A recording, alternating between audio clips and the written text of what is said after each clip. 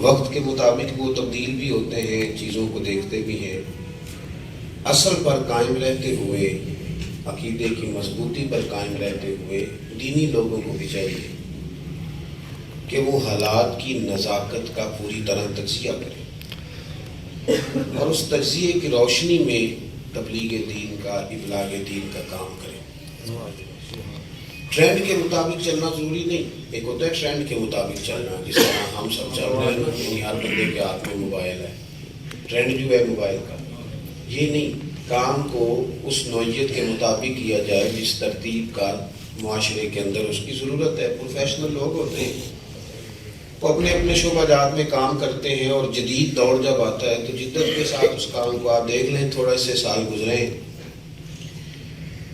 کبھی ہم پٹواری کے پاس جاتے تھے تو وہ بڑے بڑے کھاتے اس طرح سامنے رکھتا تھا کہ کپڑا بچھاتا تھا، اس پہ نقشے دکھاتا تھا، اور کبھی وہ اوپر سے کوئی رجسٹر اتارتے تھے کھاتوں والے، تو وہ کھاتا دیکھنے سے پہلے ساری گرد سر میں پڑ جاتی تھی کہ بھئی یہ عجیب کھاتا دیکھنے لگے ہیں، اتنی مٹی پڑی ہوئی۔ اب سب لوگ کمپیوٹر پہ آ گئے، اور اب کسی بندے نے احتجاج نہیں کیا، نہ کسی نے نوکری چھوڑی ہے کہ جناب مجھ سے کمپیوٹر نہیں چلتا، سب نے چلا لیا، بلکہ حاجی نمازی کے جیب میں بھی موبائل ہوتا ہے، اور وہ بھی سارے یہ کام کرتے ہیں۔ ضرورت ہے وقت کی، تو دینی کام کو کیوں نہیں ہم اس ترتیب سے لیتے جس ترتیب سے اس کی ضرورت ہے؟ سبحان اللہ۔ وہی ایک روایتی انداز اگر رکھا جائے، وہی روٹین ہو ساری، تو پھر کام کیسے آگے چلے گا؟ یہ جن بزرگوں کا آپ عرس منا رہے ہیں نا، یہ وہ لوگ تھے جنہیں بڑی جلدی ادراک ہو گیا تھا کہ دین کا پیغام جو پہنچانا ہے تو اس کے لیے بھی ہمیں کچھ ذرائع کی ضرورت ہے۔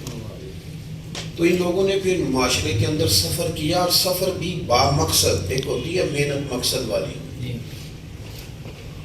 اور ایک ہوتی ہے بغیر مقصد کے محنت۔ یعنی میں محفل کے اندر چلے، کیونکہ میں بہت چھوٹا آدمی ہوں، طلباء میں سے اگر کوئی تقریر کر رہا ہو یا نقیب حضرات میں سے، علماء سے تو ہم نہیں عرض کر سکتے، تو ظاہر ہے حکمت ہی ہوگی جو بات بھی کرتے ہوں گے، لیکن طلباء اگر کبھی کوئی بات بڑے زور کے ساتھ کریں نا، تو میں ان کو کہہ دیتا ہوں کہ میاں یہ بات آپ آہستہ بھی کر دیتے تو پھر بھی سمجھ آ جاتی ہے۔ اس میں اتنا آپ خود بھی پریشان ہوئے، ساؤنڈ والے کو بھی کیا، سامنے مجمع کو بھی کیا، اس میں اتنی مطلب نقیب محفل اتنا پریشان ہو جاتا ہے، اتنا پریشان ہو جاتا ہے کہ محسوس ہوتا ہے کہ یہ بیچارہ کہیں شہید ہی نہ ہو جائے۔ اتنا زیادہ آپ کیوں ٹینشن لے گئے؟ آپ یہ روٹین میں نام لے لیں، کچھ بھی نہیں ہوتا۔ اور پھر یہ جو تکلفات ہیں نا، یہ فلاں صاحب جو ہیں یہ بڑے اونچے آ گئے ہیں اور یہ بہت بڑی ہستی ہیں، یہ کبھی شاید لوگ اس سے خوش ہوتے ہوں، اب یہ چیزیں بوجھ ہیں۔ اب بلا جانے کسی کی کہ یہ فلانا جو لقب ہے اس کا معنی کیا ہے؟ آپ سادہ سا نام لیں جو آپ کی اماں نے رکھا ہے آپ کا، اس میں بہت بہتری ہے، لوگوں کو سمجھ آتی ہے کہ فلاں صاحب آ رہے ہیں، ختم ہوگی بات۔ اور یہی زیادہ فائدہ مند ہے، اسی میں لوگوں کا بھی بھلا ہے اور اپنا بھی۔ کئی دفعہ تو بندہ ڈھونڈتا پھرتا ہے۔ وہ ایک بچے نے ایک دفعہ میرا نام لیا تو اس نے کوئی بڑا لقب بھی کہہ دیا، میں نے اسے بعد میں کہا کہ تجھے پتہ ہے زمانہ کی؟ کہتا جی نہیں، میں تو ایک اشتہار تو پڑھا تھا۔ تو یہ ٹھیک نہیں چیزیں، میری بات کی سمجھ آ رہی ہے؟ حضرت علامہ ابراہیم کشتر رحمۃ اللہ علیہ بیدار مغز آدمی تھے، انہوں نے بہت ساری دنیا میں ابلاغ دین کا کام کیا، اور ایک ہوتا ہے بنے بنائے ماحول میں بیٹھ کر کوئی بات کرنا۔ میرے طرح کے بہت سارے لوگوں نے بنے بنائے ماحول میں کام شروع کیا ہے۔ انہوں نے ان جگہوں پہ جا کے کام کیا جہاں ماحول بنا نہیں تھا، پہلے انہوں نے ماحول بنایا دین کا، پھر اس دین کے ماحول کے اندر انہوں نے رسول اللہ کی محبت کا پیغام دیار غیر میں جا کے مشقت والی زندگی گزاری، مشقت والی محنت کی انہوں نے۔ ہمارے ہاں یہ ہوتا ہے کہ کیونکہ میں بیٹھا ہوں آپ کے سامنے تو ظاہر ہے کیمرہ بھی میرے اوپر ہی فٹ ہوگا، لیکن ہمارے پیچھے بھی کوئی ہے، کسی استاد نے ہمیں پڑھایا، ہماری تربیت کی وجہ پیچھے لوگ ہوتے ہیں وہ بیک میں چلے جاتے ہیں، بڑے بڑے لوگ ہوتے ہیں بیک میں۔ مجھ سے کئی دفعہ مختلف مجالس میں لوگ یہ سوال کرتے ہیں کہ جناب فلاں فلاں فلاں فلاں آدمی لڑ رہا ہے، تو میں کہتا ہوں آپ نے 3 4 5 لوگ دیکھے ہوں گے، ہمارے تو سینکڑوں شیخ الحدیث ہیں۔ تو کچھ لوگ ہیں جو اختلاف رائے کر رہے ہیں اور وہ حق پر ہیں تو کر رہے ہیں، لیکن اگر آپ کو کبھی محسوس ہوتا ہے نا کہ کوئی کام بندہ شہرت کے لیے کر رہا ہے تو پھر بھی 2-4 لوگوں پر آپ سب کو استدلال نہ کریں. درجنوں ہزاروں لوگ ہیں جن پر کیمرے فٹ نہیں ہوتے، لیکن وہ بڑے بڑے لوگ ہیں، ان کے بڑے قد کاٹ ہیں، بڑی ان کی خدمات ہیں. حضرت مولانا ابراہیم خوشتر رحمۃ اللہ علیہ اس حقیقت کو بھی سمجھتے تھے، اس لیے انہوں نے صرف اپنا تعارف ہی نہیں کرایا. اعلیٰ حضرت فاضل بریلوی رحمۃ اللہ علیہ کے بڑے صاحبزادے حجت الاسلام مولانا حامد رضا خان صاحب، میں سوچ سمجھ کے لفظ کہنے لگا ہوں، عربی ادب کے ماہر تھے مولانا حامد رضا،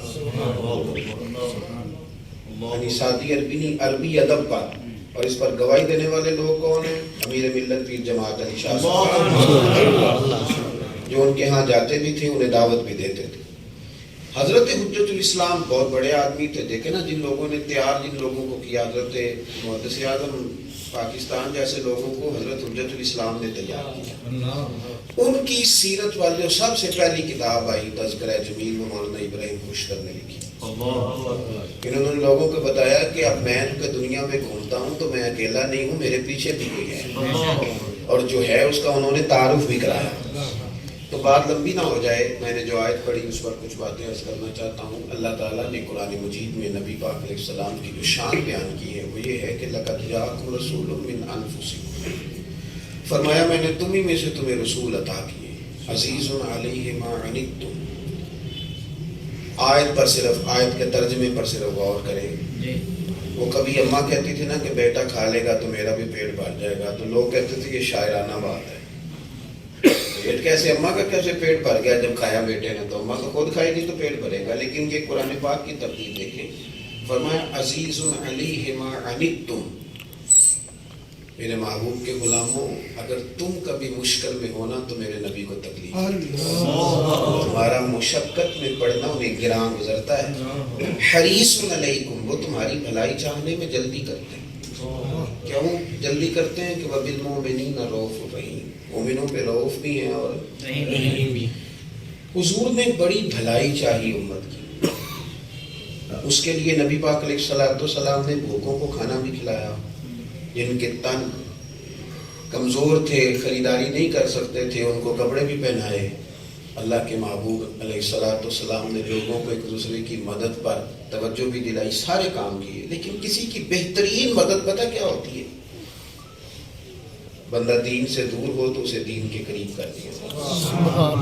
ٹوٹتے خیالات، بکھرتے جذبات، وسوسوں کے حوالے جو بندہ ہو گیا ہو، اس کو استقامت فی الدین مل جائے، اسے تسلی ہو جائے، دل سکون میں آ جائے.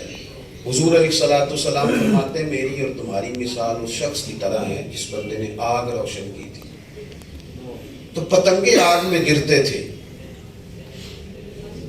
تو وہ بار بار روکتا تھا انہیں کہ تم پیچھے ہٹ جاؤ، پیچھے ہٹ جاؤ، جل جاؤ گے. فرمایا میں بھی تمہیں دوزخ کی آگ سے بچاتا ہوں. یہ جو حضور غاروں میں گئے روئے، یہ جو طائف گئے، یہ جو جنگلوں میں ادھر ادھر محبوب نے جگہ جگہ سفر فرمایا، کبھی منڈیوں میں، کبھی میلوں میں. توجہ ہے میرے بھائی؟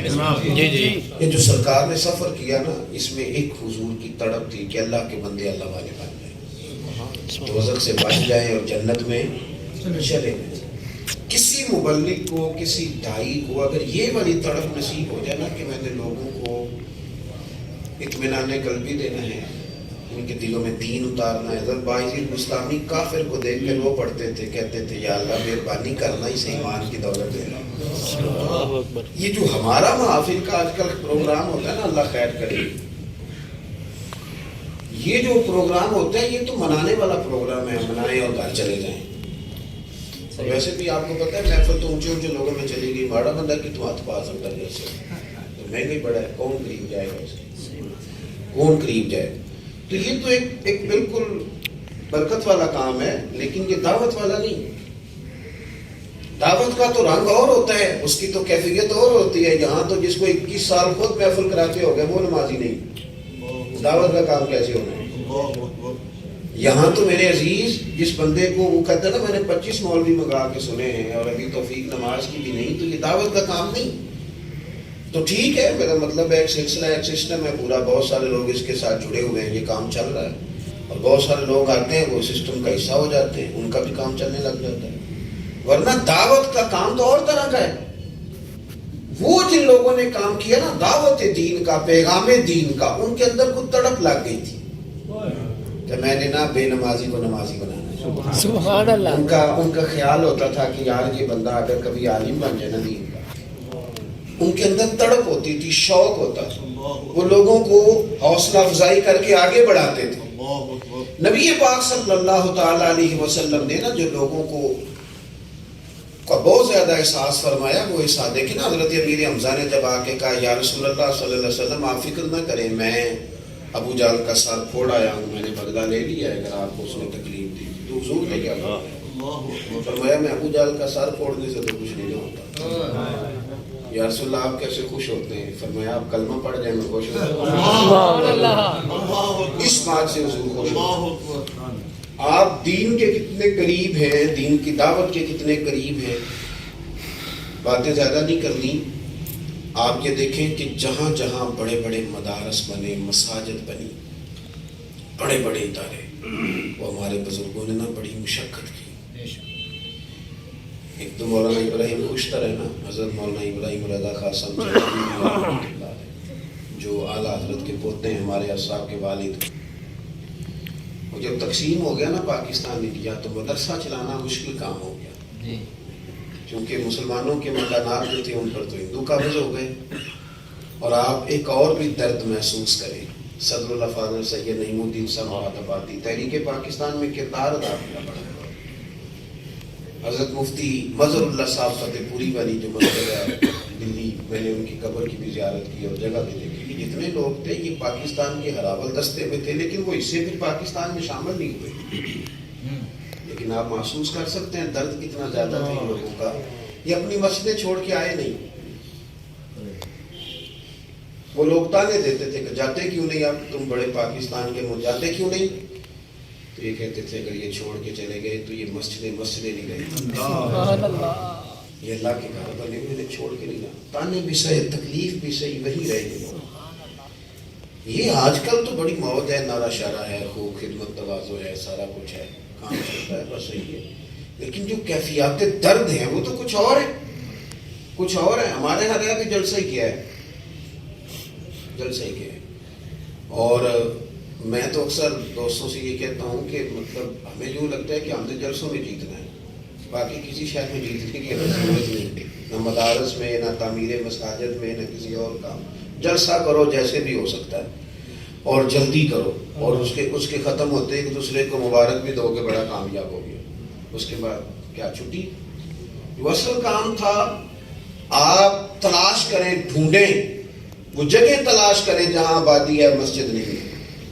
آپ کمپیریزن کریں کہ اسکولوں کی تعداد کتنی ہے اور مدارس کتنے ہیں، اور جو مدارس ہیں ان میں پھر تعداد کتنی، اور اگر تعداد ہے تو اس کو سہولیات کتنی، آسانیاں کتنی میسر ہیں، کس لیول پہ بچے تعلیم حاصل کرتے ہیں. تو یہ جن لوگوں کا آپ اس منا رہے ہیں یہ بیدار مغز لوگ تھے، ان کو ان باتوں کا خیال تھا، ادراک تھا. اس لیے انہوں نے کوئی رسمی کام نہیں کیا. بلکہ آپ جب رسمی کام نہیں نہ کرتے، مثلا ایک دن میں 100 بندہ آپ سے ٹائم مانگتا ہے تو کتنوں کو دے سکتے ہیں آپ؟ جس کو آپ دے دیں اس کے لیے آپ درویش ہیں، جس کو نہ دیں اس کے لیے متکبر ہیں. فوری طور پر آپ کے لیے یہی حکم ہے، یہی ہے سارا کچھ. یہ جس کو نہ دیں وہ فوراً کرنا اور یہ تسی اونچے جو ہو گئے ہو، ختم ہو گئی بات. جس کو دے دیں وہ کہتا ہے بڑا فقیر آدمی ہے، فٹافٹ میں گیا ہوں تو مان گیا. تو آپ میری بات کو، ان لوگوں نے پرواہ نہیں